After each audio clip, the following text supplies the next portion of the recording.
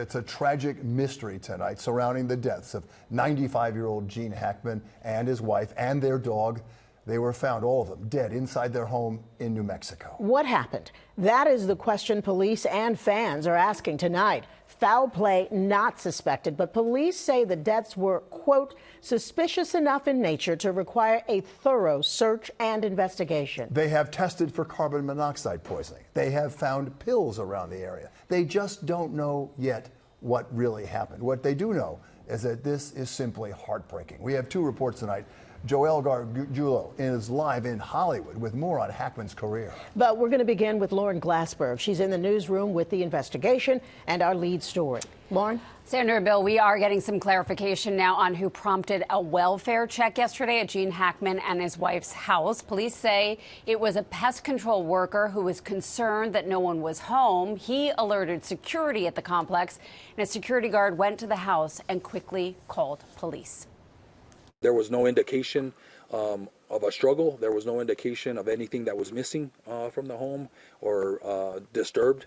That would be indication that there was a crime that had occurred. The Santa Fe County Sheriff shedding some light on their investigation into the death of Gene Hackman and his wife. A guard for the subdivision where they lived called police yesterday. I think we just found one deceased person inside a house. He was able to see two bodies through the windows of their home. No, dude, they're not moving. Just send somebody out here really quick. When police arrived, they found 95-year-old Hackman near the kitchen in a mudroom. His 64-year-old wife, Betsy Arakawa, was found in a bathroom.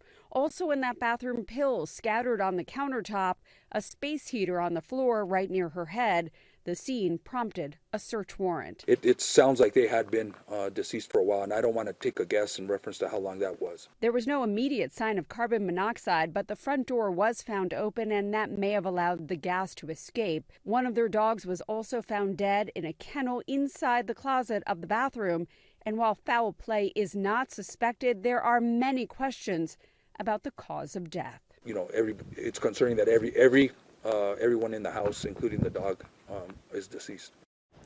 Now, it is still early in this investigation, and autopsies will have to be performed. But again, while suspicious, there were no signs of foul play, of trauma, or murder. Bill? A mystery indeed. All right, Lauren, thank you for that. There is no question that Gene Hackman was one of the greatest actors of all time. The characters he played, whether a cop or a coach, were portrayed with depth and nuance. In fact, Hackman once joked, though, that he was a regular Joe, an everyman. Of course, his on-screen performances, far from that. Far from that, indeed. He was nominated for 5 Academy Awards. He won 2 of them. Just a couple of days from the Oscars, no doubt he will be remembered and honored at Sunday's event. Entertainment reporter Joelle Garguilo live this evening in Hollywood with that part of our coverage. Joelle? Hi, Sandra. Hi, Bill. Yeah, here in Hollywood, we woke up to the news of Gene Hackman's passing. Listen, legend is not a term that we use lightly, but Gene Hackman, he was indeed a legend of the screen. And you know what? With the Oscars just a few days away now, right now, seems like a very fitting time to take a look back at his legendary career. The winner is Mr. Gene Hackman. The year was 1972, and Gene Hackman was here in Los Angeles, accepting the Academy Award for Best Actor for his role in The French Connection.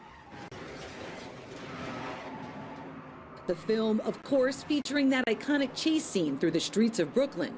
It wasn't just a defining moment in cinema. It was pure Gene Hackman, intense and unforgettable. All right, Popeye's here. Get your hands on your heads. Get off the bar and get on the wall. Driving through 26 nail-biting blocks in Coney Island as the fierce New York City police detective, Popeye Doyle, a role that would win him his first Oscar. Also a role he questioned. I wanted to be fired from the film the first couple of days because I was very uncomfortable. Hackman played the blue-collar common man on screen, but it was no act. You know, I did a lot of things. I sold shoes, I drove a truck, drove a cab, I jerked sodas. His career spanned over 5 decades. It started on the stage and transitioned with his wide range of performances in film and TV. He first made a name for himself in Bonnie and Clyde. Take a good look, Pop.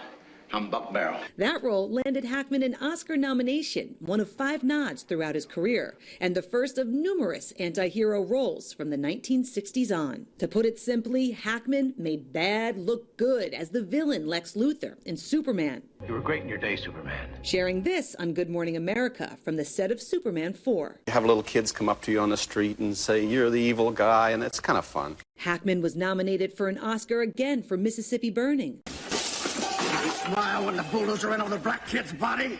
Yeah. He won Best Supporting Actor for Unforgiven. When he fires that, take out your pistols and shoot him down like the mangy scoundrel he is. But he also tapped into his more comedic side in Young Frankenstein. What is your name? I didn't get that. Of course, there's also The Birdcage, as well as The Royal Tenenbaums. That's a trick question. Many will remember him as the down-on-his-luck high school basketball coach in the sentimental favorite, Hoosiers. I don't care what the scoreboard says at the end of the game. In my book, we're going to be winners. You know, Sandra and Bill, in between everything, I've been going back and I've been reading interviews that he did. I've also been watching interviews, and it's so interesting.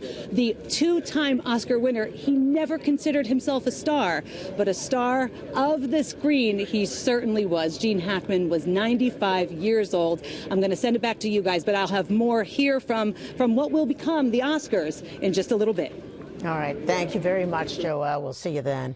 So many questions still unanswered. We will continue to follow the latest developments on the death of Gene Hackman and his wife on air here on Eyewitness News and online at ABC7NY.